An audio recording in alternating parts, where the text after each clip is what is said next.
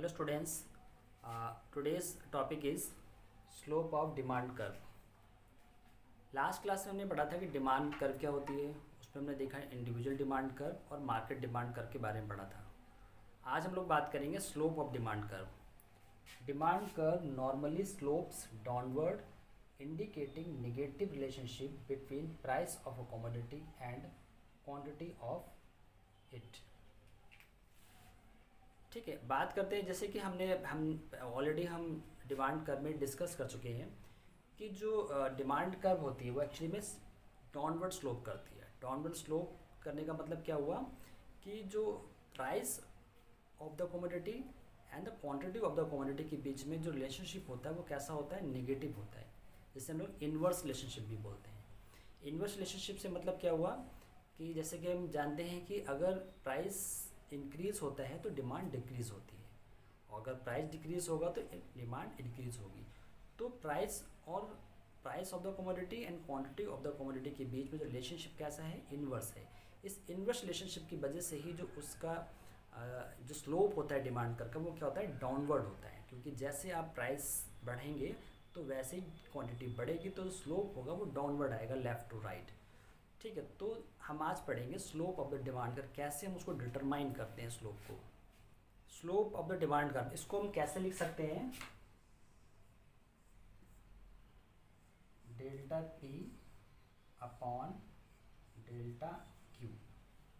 ठीक है, delta P upon delta Q हम लिख सकते हैं, जहाँ पे डेल्टा का मतलब जो है चेंज, पी का मतलब प्राइस, और यहाँ change in quantity, change in price and change in quantity. और जो यहाँ पे माइनस का निशान है that is the meaning of negative relationship, inverse relationship. यहाँ पे जो माइनस निशान लगा हुआ है, जो मार्क है, इसका मतलब होता है जो प्राइस और क्वांटिटी में जो रिलेशनशिप क्या है, इन्वर्स है, नेगेटिव है. तो प्राइस में जो चेंजेस होते हैं उसके अगेंस्ट या उसके इन्वर्सली जो क्वांटिटी में चेंज होता है, इसी चेंज को ही क्या कहते हैं, स्लोप कहते हैं. स्लोप ऑफ डिमांड कर्व, जो कि क्या है, इन्वर्स है. ये जो आपने देखा माइनस का निशान लगा हुआ है, delta P upon delta Q, it shows a ratio change in price and corresponding to its unit. जो रेशियो चेंज होता है, प्राइस में जो एक चेंज आता है, एक रेशियो चेंज आता है, उसके अगेंस्ट क्वांटिटी में जो चेंज आता है, that is a slope of demand curve. Now we see the slope in a figure. हम एक जो स्लोप हमने पढ़ा है डिमांड कर्व, स्लोप को हम एक फिगर में कैसे समझते हैं. जैसे कि हम यहाँ पे देख रहे हैं, जो एक डिमांड कर्व है हमारी डी और D1.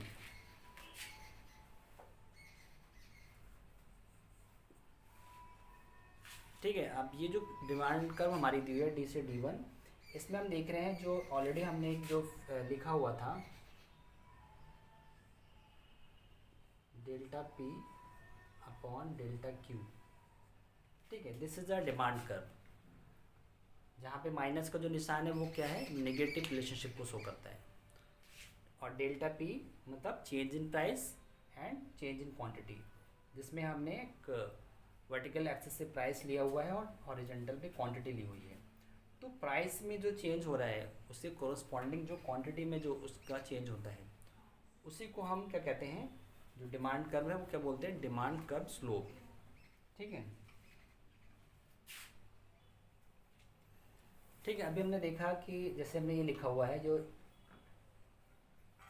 Minus delta P upon delta Q, इसका मतलब क्या हुआ कि जो प्राइसेस में चेंज होता है उसके जो कॉरस्पॉन्डिंग जो क्वांटिटी में चेंजेस आता है, और इस चेंज की, इस रेशियो चेंजेस की वजह से जो स्लोप, एक डिमांड कर्व की स्लोप बनती है, that is a demand curve slope, जो डाउनवर्ड होती है, लेफ़्ट टू राइट. अब यहाँ पे डेल्टा पी में अगर हम यहाँ पे एक पॉइंट्स की बात करें तो चेंज क्या हो रहा है. अब हम देखें कि जो हमने जो स्लोप लिखा हुआ है, स्लोप को अगर हम देखें तो क्या बताया जा रहा है इसमें. स्लोप की बात करें, जैसे हम लोग यहाँ पे देख रहे हैं जो लिखा हुआ है delta P upon delta Q, मतलब चेंज इन प्राइस. तो चेंज इन प्राइस का ये हमने जो चेंज बना रखा है स्लोप, उसको कैसे लिखेंगे, डेल्टा ए बी, मतलब ए और बी, जो प्राइस में चेंज आ रहा है ए टू बी, वैसे ही क्वांटिटी में चेंज क्या आ रहा है, पी और सी, डेल्टा क्यू, मतलब डेल्टा क्यू की जगह हम क्या लिख सकते हैं, पी एन सी. तो ये जो बन रहा है एक तरह से देखा जाए तो जो स्लोप है जो स्लोप जो होता है एक्चुअली में जो डिमांड कर्व है ये एक लीनियर डिमांड कर्व है। लीनियर डिमांड कर्व में क्या होता है, जो स्लोप होता है वो एकदम देखा जाए तो कांस्टेंट होता है। यहाँ पे जो प्राइस और डिमांड में जो चेंज आ रहा है वो कांस्टेंट चेंज आ रहा है। तो क्योंकि ऐसा क्यों हो रहा है, क्योंकि जो डिमांड कर्व है वो जो लीनियर डिमांड कर्व है। हम आगे बढ़ेंगे तो हम देखेंगे जो डिमांड कर्व है वो कनकेव कॉन्वेक्स भी पढ़ेंगे, लेकिन यहाँ पे जो डिमांड कर्व वो लीनियर है। और लीनियर होने की वजह से क्या होता है, जो आपका स्लोप होता है वो क्या होता है, कांस्टेंट होता है। क्योंकि प्राइस और क्वांटिटी में चेंजेस आते हैं वो कांस्टेंट आते हैं, उसमें जो चेंजेस हो रहे हैं वो उसमें किसी तरह का कोई रेशियो चेंज नहीं हो रहा है। तो रेशियो में चेंजेस तो हो रहे हैं, लेकिन उसमें जो उसके प्राइस में जो इंक्रीज़ होता है वो क्वांटिटी के इंक्रीज़ में जो इंक्रीज़ होता है वो दोनों में एक तरह से देखा जाए तो इक्वल होता है। तो कांस्टेंट चेंज आता है, इसी वजह से this is because of linear demand curve. तो हम इसको किस तरह से लिख सकते हैं, डिमांड अब स्लोप को अगर लिखना होगा तो हम डेल्टा पी और डेल्टा क्यू को लिख सकते हैं minus delta A B upon delta B C. तो ये हमको ये क्या बताता है कि जो चेंज आया है प्राइस में, ठीक है, चेंज क्या आया है, ए से बी में जो चेंज आया है प्राइस चेंज हुआ है, और क्वांटिटी चेंज हुई उसके अकॉर्डिंग कैसे हुई है, B to C. That is हम यहाँ पे हम क्या शो हो रहा है, this is a demand curve slope. Now we discuss demand function. What is demand function? Demand function shows the relationship between demand for a commodity and its various determinants.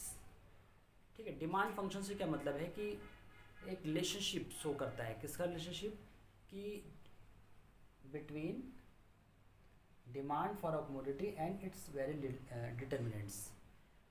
जो demand function क्या show करता है, demand एक किसी product की demand और उसके जो डिटर्मिनेंट्स होते हैं, कि वो एक्चुअली में जो डिमांड एग्जिस्ट हो रही है उस डिमांड को एग्जिस्ट होने के पीछे कौन कौन से डिटर्मिनेंट्स हैं, कैसे हम उस डिमांड को एग्जिस्ट कर, क्यों वो डिमांड एक्चुअली में वो एग्जिस्ट क्यों हुई, उसके पीछे क्या रीजंस हो सकते हैं, क्यों वो डिमांड है और वो उस प्रोडक्ट की डिमांड क्यों जनरेट हो रही है।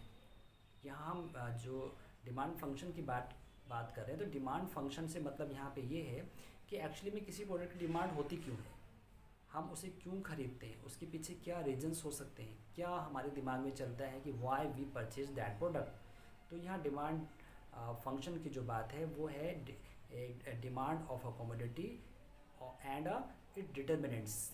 ये एक्चुअली में डिमांड फंक्शन एक रिलेशनशिप शो करता है, एक बीच में रिलेशनशिप शो करता है demand of a commodity and it determinants.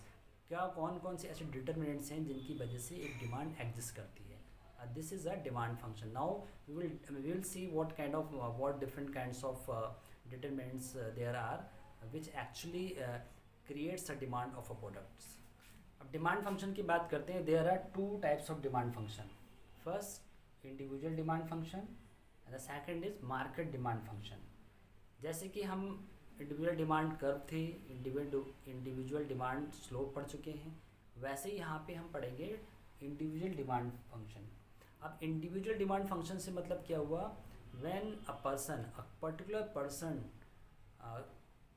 Create a demand of a product. Function से मतलब क्या हुआ कि जब कोई एक इंडिविजुअल किसी डिमांड को शो करता है, ठीक है, अगर कोई इंडिविजुअल बायर है वो किसी प्रोडक्ट की डिमांड क्रिएट कर रहा है या कोई प्रोडक्ट्स को ख़रीदता है और उसकी डिमांड को जनरेट करता है, तो वो एज ए इंडिविजुअल डिमांड होती है और उसके पीछे जो डिटर्मिनेंट्स हैं वो कंज्यूमर, वो बायर उस प्रोडक्ट्स को क्यों ले रहा है और उसके पीछे जो रीजन्स हैं उनके बीच में एक रिलेशनशिप शो होता है।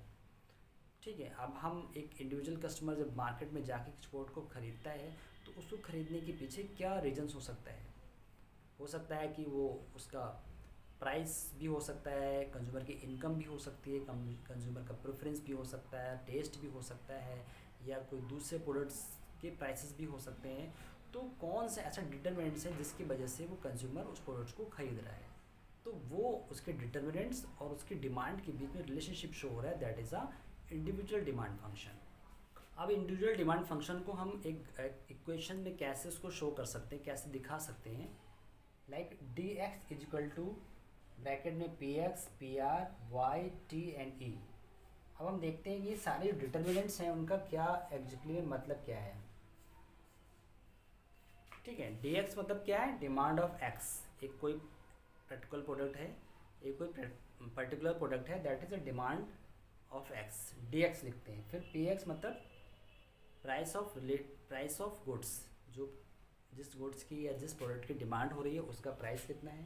देन पी आर मतलब प्राइस ऑफ रिलेटेड गुड्स, कोई प्रोडक्ट है उससे कोई दूसरा उसका सब्सिट्यूट प्रोडक्ट्स है, ठीक है, वो क्या है, वो पी आर है। Then Y is the income of a consumer, क्योंकि इनकम भी कंज्यूमर की इफेक्ट करती है। T means taste of the consumer and E means consumers expectations. तो ये सारे क्या है, ये डिटर्मिनेंट्स हैं। डिटर्मिनेंट्स मतलब ये कहीं ना कहीं आप देखोगे कि जो एक पर्टिकुलर प्रोडक्ट है उसकी डिमांड को एग्जिस्ट करते हैं, उसको जनरेट करते हैं। ये रिलेशनशिप शो कर रहे हैं कि ये जो determinants and this is the demand, ये कहीं ना कहीं इस डिमांड के पीछे इनमें से कोई ना कोई एक रीज़न हो सकता है, because they are the determinant, they determine करते हैं कि इस डिमांड को क्रिएट करने के लिए प्राइस हो सकता है प्राइस उसका ऐसा हो या बहुत ज़्यादा कॉस्टली ना हो, इस वजह से उसकी डिमांड ज़्यादा जनरेट हो रही है, या प्रोडक्ट का प्राइस बहुत कॉस्टली है, बढ़ता जा रहा है तो डिमांड कम हो रही है। प्राइस ऑफ रिलेटेड गुड्स में आपका सब्सिट्यूट गुड्स हो सकते हैं, कॉम्प्लीमेंट्री गुड्स हो सकते हैं। उन प्रोडक्ट्स में चेंजेस आ रहा है, उनके प्राइस में चेंज आ रहा है तो इसमें भी चेंज आएगा, इस प्रोडक्ट की डिमांड में चेंज आएगा। उसी तरह कंज्यूमर की इनकम में अगर चेंज आ रहा है तो then again the demand of the X will change. Taste consumer का चेंज होता है तो फिर डिमांड में चेंज होगा, और कंज्यूमर की एक्सपेक्टेशंस अगर बढ़ती है तो भी इस प्रोडक्ट की डिमांड में भी चेंज होगा। तो एक्चुअली में ये कहीं ना कहीं ये सारे डिटरमिनेंट्स क्या कर रहे हैं, डिमांड, एक एक्स प्रोडक्ट की डिमांड को डिटरमाइन कर रहे हैं। तो हम कह सकते हैं ये डिटरमिनेंट्स और डिमांड एक्स जो है प्रोडक्ट की, उसमें क्या है, रिलेशनशिप एस्टेब्लिश हो रहा है, जिसकी वजह से इन डिटरमिनेंट की वजह से ये डिमांड भी एग्जिस्ट हो रही है।